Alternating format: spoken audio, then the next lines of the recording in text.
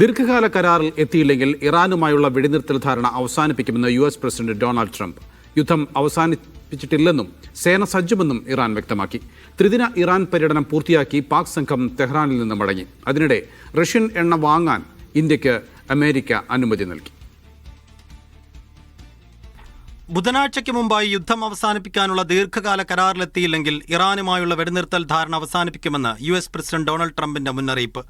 കരാറായില്ലെങ്കിൽ നിർഭാഗ്യവശാൽ ബോംബ് വർഷം പുനരാരംഭിക്കേണ്ടി വരുമെന്നും ട്രംപ് കൂട്ടിച്ചേർത്തു. US ഇറാൻ വെടിനിർത്തൽ കാലാവധി തീരാൻ 3 ദിവസങ്ങൾ ബാക്കി നിൽക്കെയാണ് ട്രംപിന്റെ പ്രതികരണം.